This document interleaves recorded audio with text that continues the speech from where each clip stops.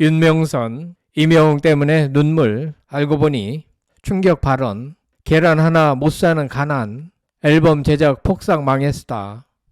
작곡가 윤명선이 이명웅 노래에 울었던 일화를 꺼냈습니다. 알고 보니 윤명선은 앨범 제작에 수도 없이 실패하여 계란 하나 못 사는 가난을 경험했고 11개의 앨범이 폭삭 망한 아픔도 있었습니다. 윤명선은 29일 불의 명곡에 출연해 이명웅 앞에서 눈물을 흘려 수치스러웠다고 고백하기도 했습니다. 과연 무슨 사연인가? 방송에 앞서 구독자가 아니신 분은 송창일TV와 함께 해주시면 감사하겠습니다. 윤명선이 이명웅 노래에 울었던 일을 꺼냈습니다. 3월 29일 방송된 KBS 불의 명곡은 작곡가 겸 작사가 윤명선 특집 2탄으로 진행됐는데요.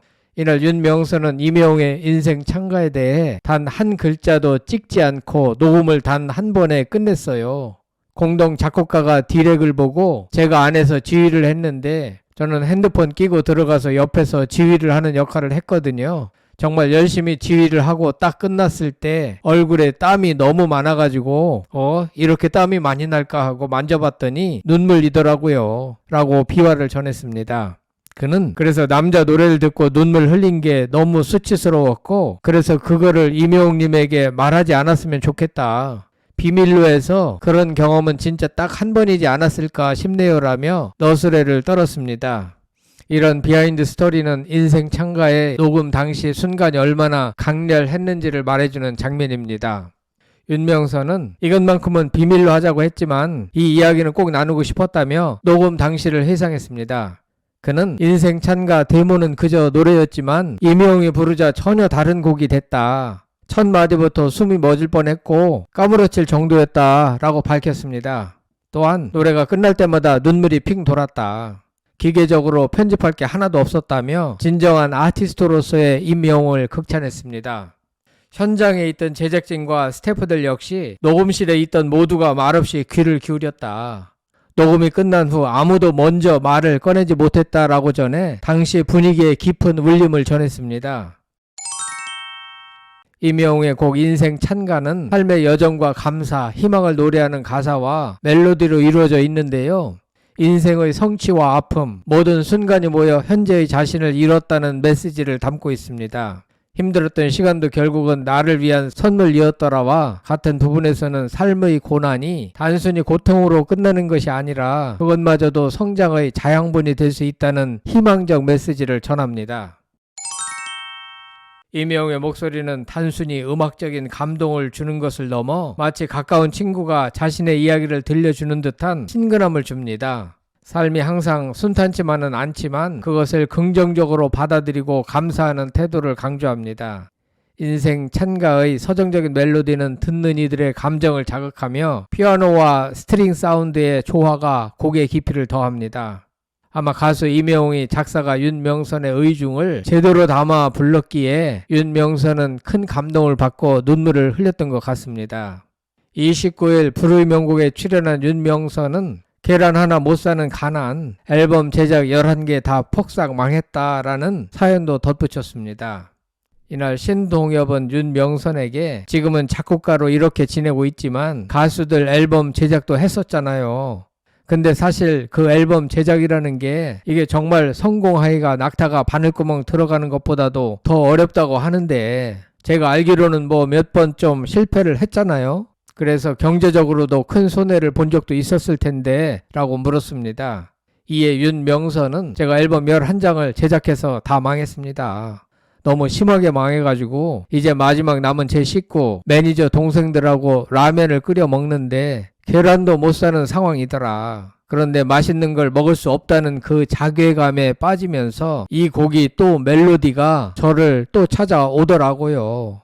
저도 모르게 곡을 쓰면서 들려주니까 곡은 또 엄청 잘 팔리더라고요.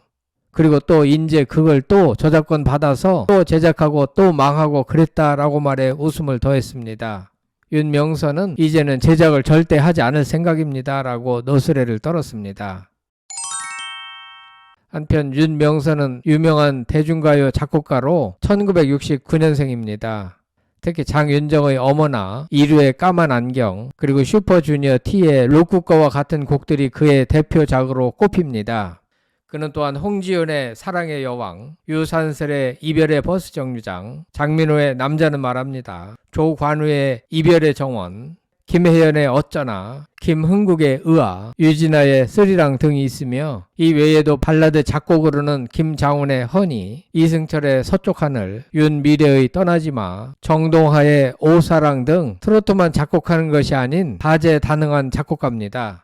어린 시절에는 넉넉지 못한 환경에서 성장했지만 현재는 저작권료 수입만 매년 수억 원을 벌어들이고 있는 것으로 알려져 있습니다. 윤명선은 한국음악저작권협회 회장을 역임하며 음악계에 큰 영향을 끼쳤는데요.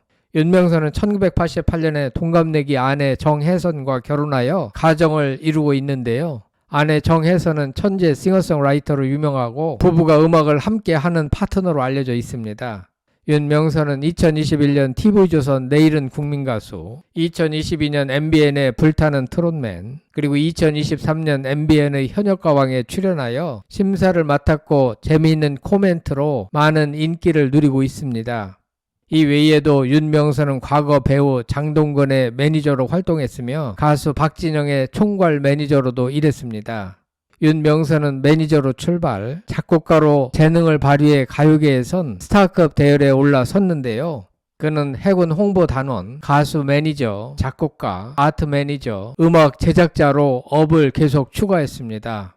경기대학교 행정학과를 졸업한 윤명선은 해군 홍보단 출신으로 김건모, 심현섭, 김용만, 지석진 등과 내무반 동료였습니다.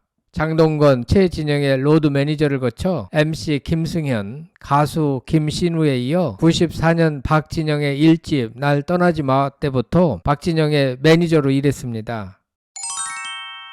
매니저 시절 그의 별명은 경옥고였습니다. 왜냐하면 PD들은 밤샘 작업에 시달리면서도 방송사 자판기엔 몸에 해로운 것만 있다고 생각해 건강 음료인 경옥고를 선택했고 1년간 오전 6시 30분에 방송사에 나가 새벽까지 전 방송사 라디오, TV를 돌며 이 경옥고 음료를 돌렸기 때문입니다. 당시 사이다가 300원 할 때 경옥고는 1,100원이었다고 합니다. 어쨌거나 윤명선은 이 분야에서 산전수전 다 겪었고 지금은 작곡가로서 대형 스타가 됐습니다. 29일 불의 명곡에 출연해서는 그가 만들고 임영웅이 부른 인생 찬가 관련 비하인드를 전해 시청자들의 놀라움을 샀습니다. 윤명선은 인생 찬가 데모는 그저 노래였지만 임영웅이 부르자 전혀 다른 곡이 됐다.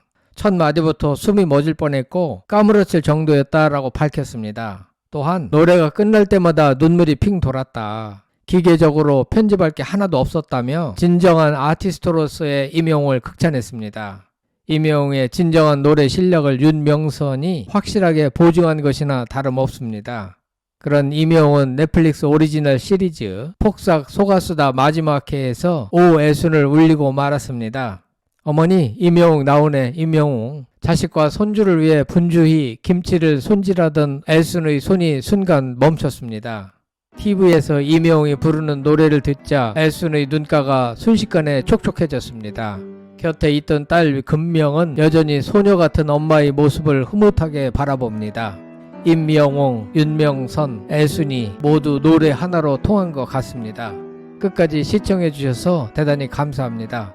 구독, 좋아요, 댓글은 사랑입니다. 성창힐 TV였습니다.